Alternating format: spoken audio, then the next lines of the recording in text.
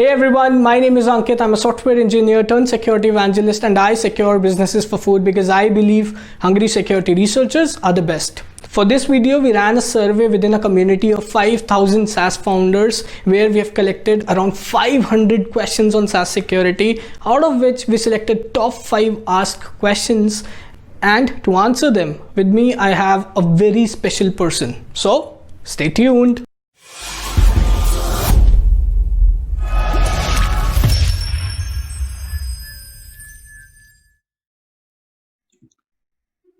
I've Shakil with me on this conversation where we'll both try and answer top 5 questions we had from SaaS founders within the SaaS founders community of 5,000 members. Okay, so there's this very first question we have from Paul in the UK. This is for you, Shakil. So I'll just read it out for you. Why your SaaS could be hackers' target? Hey Ankit, thanks a lot for having me. And nice question there. Why your SaaS can be hacked. I'll say like two broad categories of the reasons why it can be hacked. The first category is that a number of reasons. I'll quickly come to those. Second category would be no reason at all. And I think the reason that you have to really worry about is the second one, when it's like no reason at all, because hackers often have a little different mindset. And let's say someone's just chilling out, hackers just another day looking out on the website, finding different websites to look out or hunt, and they come across your SaaS for no particular motivation whatsoever. They decide to hack it, right? And if they decide that, you could be in a lot of problem, because first of all, these guys won't harass you for money or anything, because they're doing just for pleasure. Second, they might or might not disclose the vulnerability ethically, right? So, and this is the kind of work which falls under the black hat security per se. And since this falls under black hat, these are the guys who will just, for the sake of it or just for the fun of it, would leak the credentials, personal information, credit card data, all that kind of stuff on dark web and all sorts of dark internet forums, underground forums. And when that happens, it's a little bad, but that's something that we've definitely seen happen to SaaS businesses, e-commerce businesses, all kind of businesses. So the second category, when hacker is hacking your SaaS for no reason at all, oh well, you need to be really prepared for that. And the first reason, which I'll list down a few sub points around that, the first reason why someone would hack your SaaS business, an array of reasons. The first would be, you've got a gold mine of data. Your SaaS is supposed to be in a particular vertical, and there would be a certain kind of users. Let's say that you have users who are at least paying a few $100s or a few $100s a year or a few $100s a month. So hacker knows that these are the people who have a paying capacity, possibly have credit card links linked in your system. So they know that this SaaS is making money. This SaaS has important customer information, and that information is worth a lot of money in underground forums. So that is like one reason where hackers could hack your SaaS. Second reason could be your server resources. Now, you won't estimate, but like a lot of SaaS businesses are built on either AWS or Azure or Google Cloud. And we've seen hackers hack into SaaS servers. Do not touch the application. They won't touch the application or your SaaS instance. But what they'll do is either put up a new server, or they'll just start using the instance that's running on your AWS or Azure. They'll start utilizing its resources to mine cryptocurrency. Imagine, I mean, you're not paying for your subscribers, you're not paying for your SaaS, but you're paying for someone so that they can mine cryptocurrency, Bitcoin, all sorts of coins from using your server resources. And the only time you get to know it is when 20 days later, 15 days later, you get an AWS bill, which is like 5x the amount that you usually get. So your server resources are of a lot of value, and in such cases, a lot of application level vulnerabilities and server level vulnerabilities cause the hack. Another interesting reason is hijacking the payment gateway. This is a scary one where hackers hijack your payment gateway, pointing some of your payments to their servers. So they know that, okay, this is a SaaS which gets, let's say, 50 odd customers every day. Randomly, like we've seen those hacks where every 10th payment goes to the hacker, and before a company realizes it, it's too late, you know. So that's another inclination. Apart from that, hackers often hack because of political reasons. And I know what you're thinking. If you're a SaaS founder, you're going to be like, I don't care about politics, or I do care about politics, but why is my SaaS being targeted? So, truth be told, a lot of times when there's a political inclination towards the attack, the fact that your business is located in a certain country is enough for hackers to target. Just like 15 to 20 days ago, Australia's entire nation was under a cyber attack, and it was a state-sponsored attack which was being put on Australia. And in that attack, all Australian companies were also being attacked apart from government. So that's a huge one. And just because your SaaS is located in a certain country or affiliated to certain country, you could be on the radar of hackers because they might be interested in data of Australian citizens, like in Australian hackers, in Australian countries case. And the last but not the least would be ransomware. I mean, once or twice every month, I get this call where a friend or an acquaintance is saying that, you know, our entire database has been encrypted and we are not able to view anything. And there's a small TXT file saying that, you know, pay so and so Bitcoin on this address. And that's how you get a decryption file, which would allow you to access your database again, which is really crazy. And truth be told, there's no easy way around ransomware attacks. Garmin, like a famous huge company, a couple of weeks ago got hacked by ransomware, and they ended up paying millions of dollars as ransom. So if you've come under the radar of ransomware, most likely it's either shutting down the business or recoding it or paying the ransom. Choices are very limited in that case. So you don't want to be there. So yeah, so these are the few reasons. Like the first one being some reasons like these I listed, and other being that hackers just bored and they want to hack you. But yeah, so that's essentially why your SaaS can be hacked, which actually makes me wonder one thing, Ankit. So, well, as a SaaS founder, I think one of the people in the group that you were mentioning also asked that, you know, what possibly is the technology stack that should be used while building your SaaS? All this, Ankit, actually makes me question one interesting thing that, you know, as a SaaS founder, with all these hacks that I told and the reasons why someone would hack me as a SaaS business, as a founder, you think that, you know, what stack or what technology should I build my SaaS in, which makes lives of hackers a little difficult and my life a little more easy? So what would be your suggestions? And I think this is the question which was asked by someone in the group also. What do you think should be a technology stack which should be chosen while building a SaaS solution? Correct. I mean, that's an awesome question because, you know, we need to have answers for question like this right in the beginning when we are in the planning phase. Correct.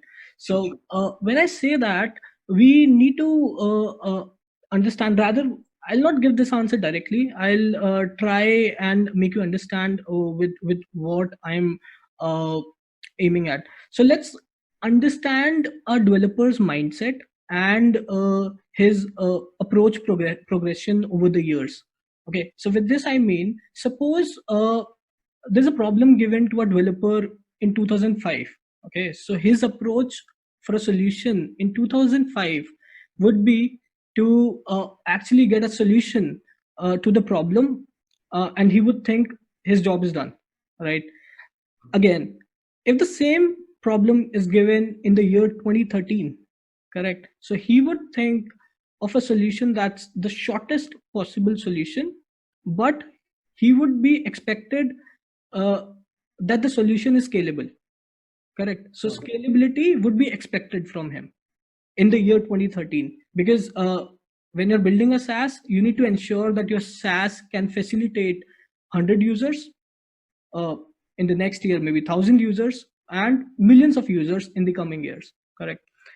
Sure. But I think by 2013, SaaS businesses in general were a thing by 2013. And 2013 is like a good Mhm. 7 years before. And by then, SaaS had become a thing. Salesforce, and they were HubSpot. They were crazy big SaaS businesses which had proven that, SaaS is going to be the next thing. Exactly. And 8 years later, everyone's like still talking about it. So absolutely, I agree to the point that scalability was definitely being talked about in 2013.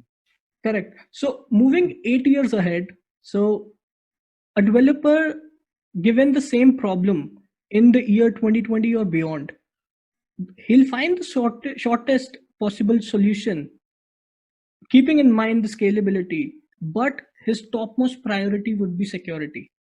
Because if his solution, if his feature that's being rolled out is not secure, then things go south, correct. So all what I've said, I mean to tell you about a framework that's to be followed when you try and figure out a tech stack for your SaaS. So it's simple. It's the framework SSA. So the first S goes to security, because a developer in 2020 or beyond would focus more on security whenever there's a feature rolled out or a Sure. business is being built. Correct. The second S stands for scalability, as we talked. Correct. Sure. And the third letter, that's A. That's the part of SSA, is availability of a resource. Correct. So we need to ensure that we have enough resource for the tech stack that we choose, so that they can help us. So resource could be people who are in the community who are working on that technology, and we need to ensure that there are ample number of people working on that technology. The technology is ever growing, the community is ever growing, and once we have all the three levels in the framework accomplished, then I think that technology stack is something that we should go ahead and we should choose for the SaaS product that we are trying to build. Sure. That makes a lot of sense actually, because uh, I like we've seen that a lot of times people end up choosing a technology stack because of XYZ reasons. Maybe they Mhm. find a company which is claiming that they'll build their SaaS for cheaper and using XYZ technology, because that company, the development company, has expertise in that XYZ technology. But 5 years down the line, there might not be any community around that XYZ technology. So Correct. uh, there's no one maintaining that. There are no updates. Let's say, imagine like if your SaaS is built on PHP, and one fine day PHP guys, like the open source community, says that we're going to stop updates of PHP, like you're done for life, right? Your whatever framework, anything that you've used uh, in your SaaS around PHP, that for sure there is going to be not more than a couple of years of life left for that. So you're forced to upgrade or use a different stack. So I think the stack decision becomes a very, very core decision there, right? That's correct. So Shikil, I somehow like the tech stack question, which makes me ask you a question from Daniel in the US. So he asks, how can your SaaS be hacked and most common vulnerabilities found? Sure, Ankit. I mean, nice question there by Daniel. Um, I somehow I'll have to take a step back uh, before answering that question. Somehow, one thing that's striking in my head is a comparison between CMS and a framework, because CMSs are like, it's a content management system on which a lot of e-commerce stores, and like I'll say 40% of websites on the internet are based on CMSs. So uh, WordPress is a CMS, and then Magento, PrestaShop, all these are CMSs. And we've seen history of all the CMSs that they've seen critical vulnerabilities being found in them month after month, year after year. And let me tell you that in a CMS, if there's a huge community controlling the CMS, there are companies which are building the CMS and ensuring that the entire infrastructure of the CMS is secure. And yet vulnerabilities are found year after year. And moving on to the framework part. So Yes. we talked about the CMS, and yet see how CMS are closely knit, and yet vulnerabilities are found in them. Now talking about frameworks on which 90% of the SaaS are built, right? So let's say a SaaS might be using PHP, Ruby on Rails, whatever, but all of them most of the times use a framework. If you're using PHP, you will be using a Symfony framework, a Laravel framework, a CodeIgniter framework, or you could be doing a mean stack, something in mean stack, or you could be doing something on Ruby on Rails, blah, blah, blah. I mean, there are a lot of options, but it would be some sort of framework. Now, in terms of constraints, like we had compared with CMS, in a framework, uh, framework is, as the name suggests, just a way of doing things that a framework controls, but it's way more open than a CMS. A CMS only tells you that you can do post on it or do e-commerce on it. A framework says that you can do anything on it, like build a SaaS on it, which I don't know does social media posting, does cloud storage, or whatever your SaaS is about. So since frameworks are so open, it means a lot depends on people who are developing your SaaS, because framework just tells you means to do it. Now, frameworks also come in all flavors. Some frameworks are known to have more vulnerabilities, some known to have less vulnerabilities. They also get patched based on the community they have around it. But still, if you are using any framework, and it's always good to use a framework, because for scalability and a community, like the same reasons you were talking right now, Ankit. But what really matters is who's actually developing your SaaS. If it is not developed with security in mind, which, mind you, is the case 95% of the times, it is not developed with security in mind. So you end up having security issues. So in our experience of securing a few hundred SaaS businesses over the last few years, we've seen around 3 to 4 vulnerabilities that are present almost in all the SaaS businesses. Like, I mean, this is one of those things I wouldn't like to generalize, but these are things that have happened time and again. So one of those vulnerabilities that we've seen is a file upload vulnerability. I mean, I very interestingly remember 2 SaaS businesses that we were working with. One was in a cloud storage space. One was in a preparing some online docs from the cloud kind of a space, very famous SaaS. These, like, both these SaaS had a vulnerability where anyone, like, they had upload for forms and or I think it was uploading pictures. A very basic functionality. Anyone would want their users to upload their profile pictures, company logos, or request some txt files, pdf files. It's a very common functionality that any SaaS is bound to have.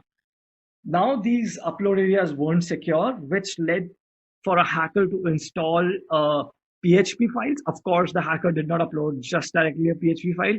You obfuscated the PHP file into an image file or a PDF file, which made your system believe that the file being uploaded is a PDF or a JPG file, but what was being uploaded was a PHP file, and then hacker got that executed. And the next thing you know, the hacker is not hacking directly into your SaaS, but your entire server, which is massive. He's got access to your entire SaaS and anything and everything else that is present on your entire server.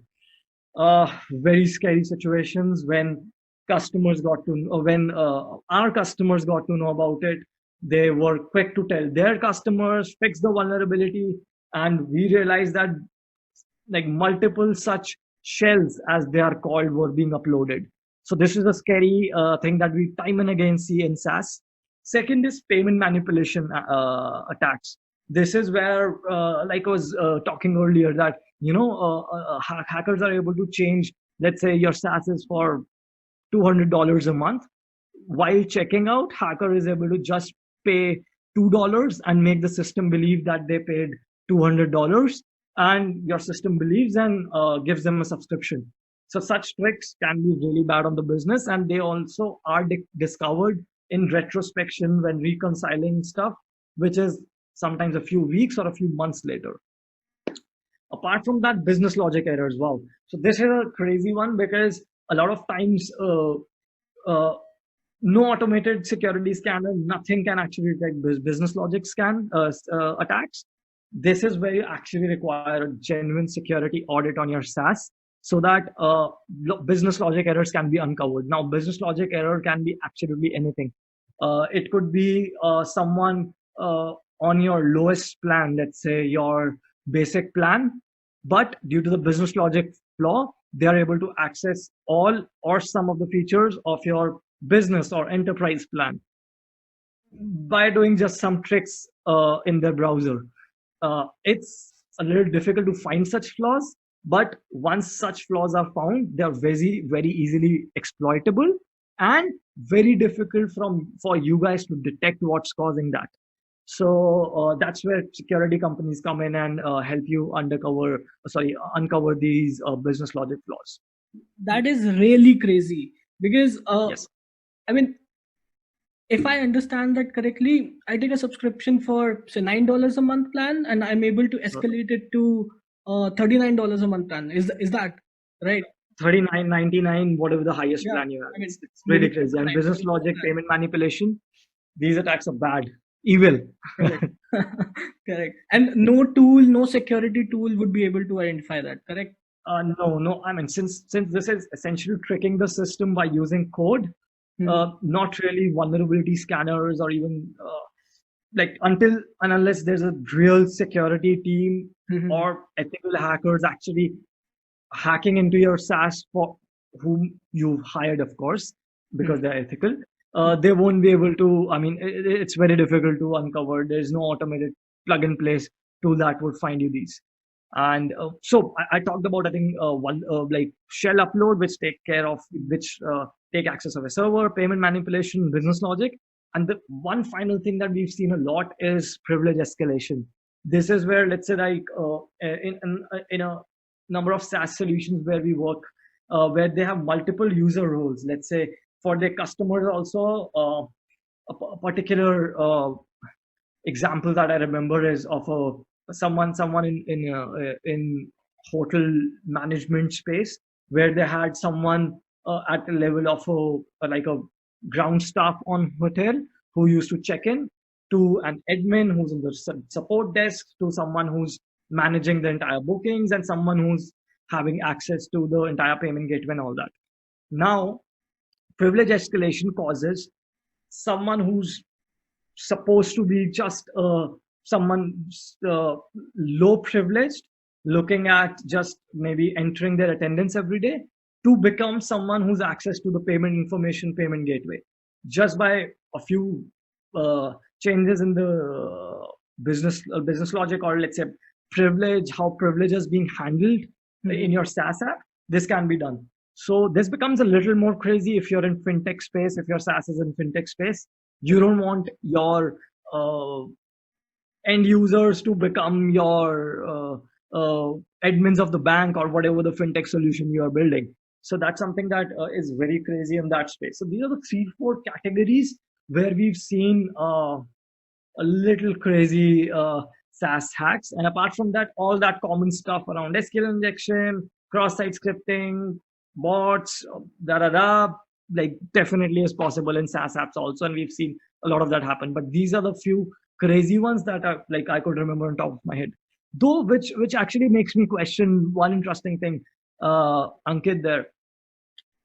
These are the known attacks that we've seen, but there's something known as zero-day attacks. Or zero-day attacks are usually the attacks that just come out of the box some one fine day, or they do not even come out of the box. First, they affect millions of websites, millions of users, and they stay unknown to the world, and one fine day they are discovered, and then they of course don't stay 0 day. So like, how to fight these 0 day vulnerabilities using uh, development or operations, like DevSecOps, how do we do that? What are your thoughts on that? Okay, so a very simple and a straightforward answer to this is security testing. Okay, Sure. so Yeah. okay, so for sure I'll explain more. But with security testing, I mean, see, when you build an application, you do a lot of testing. Okay, so when you're writing code, you do unit testing, you do integration testing, you do Selenium testing, you do smoke testing, and whatnot. Correct. So that's the time when you're building the product. Then when you go ahead and market, for SaaS businesses, they do alpha testing, beta testing to check if if their product is product market fit Sure. or not. Correct. So in the entire process of testing, the only thing SaaS businesses don't do is security testing. Correct. So Sure. to Yeah. find 0 day vulnerabilities, there's only one thing, it's security testing. So I'll just pick up, certain theories from certain frameworks that are built around security testing, is the SAST and the DAST. So I'll pick Correct. one by one. So SAST is the first, which stands for static application security testing.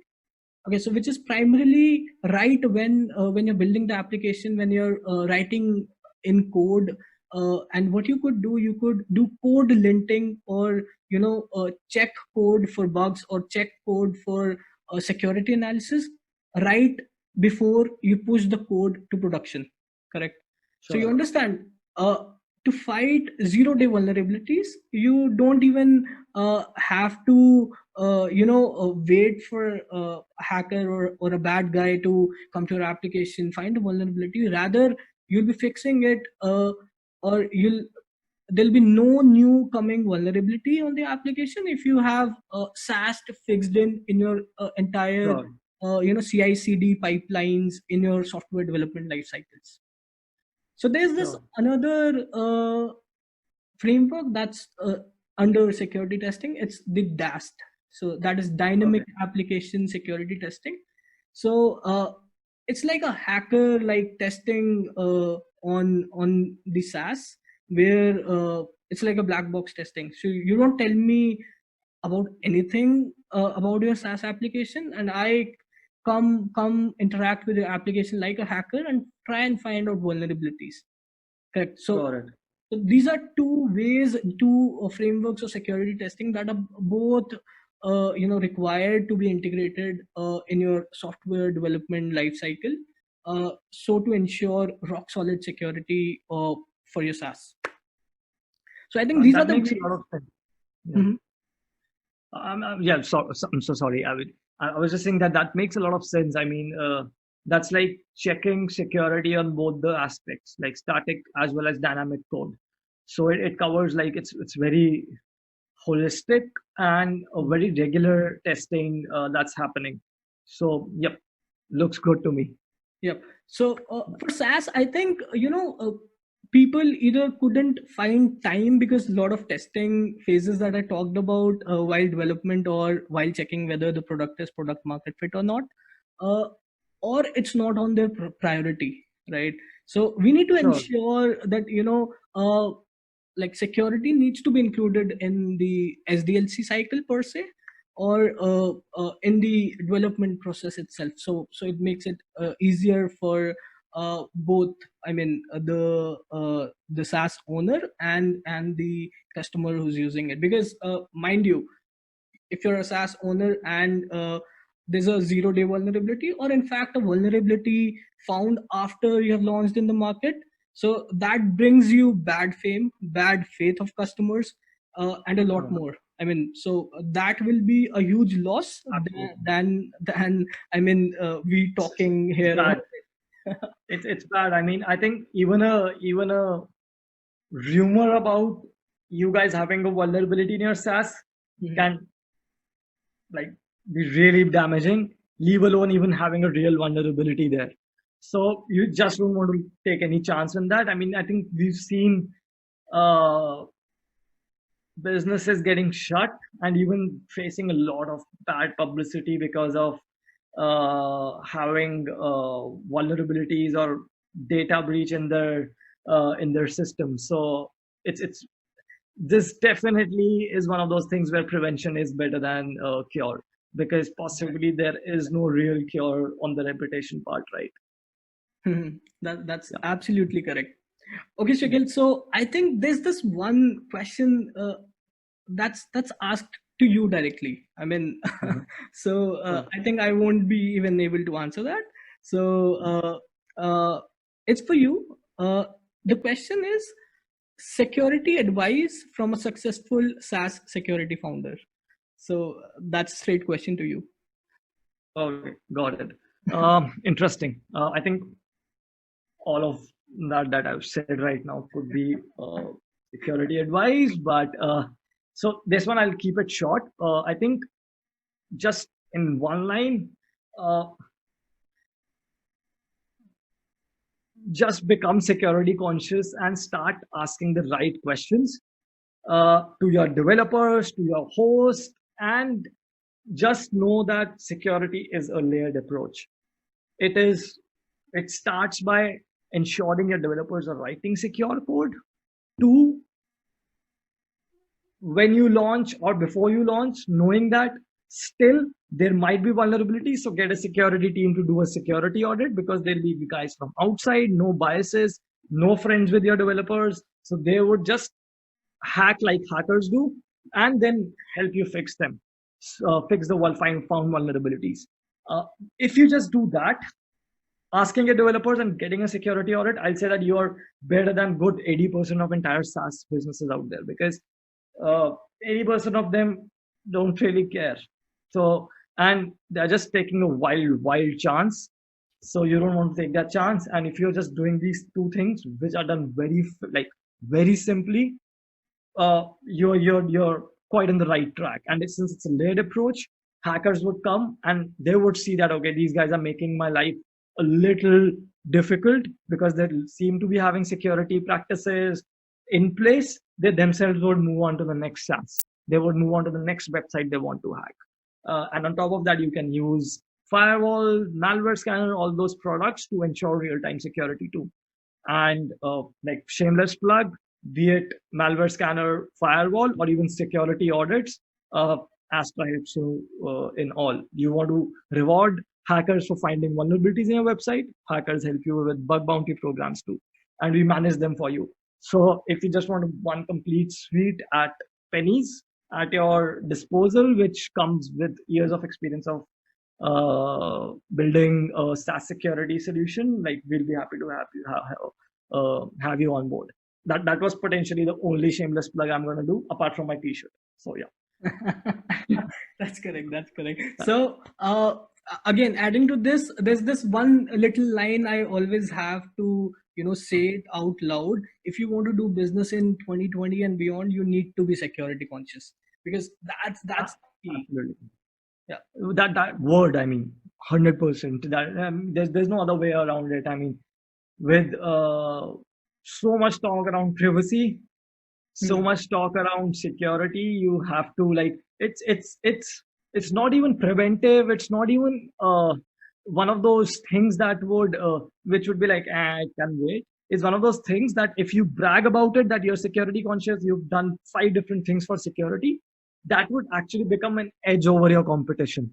Like, people would want to work with a security conscious company versus a company which is not really telling what they're doing for the customer security. So it's a marketing strategy too. Correct. So creating an application, getting security is as same as getting a house and then putting a lock to it. So absolutely. It's that important. True. That's correct. So thank you, Shakil, for joining in today and answering a lot of questions that all the SaaS founders had. And we were very selective in picking up those questions, and we answered it like very well. I'm sure our viewers, the users who are watching this, will absolutely love it. Okay, so thank you so much. Thanks a lot, Ankit. Pleasure having, and it's good to be talking for the first time on an Q&A like this. Good to be talking to an fellow astronaut. So it's good. I mean, I'm glad that we had this conversation and looking forward to such more sessions. Thank you. Sure.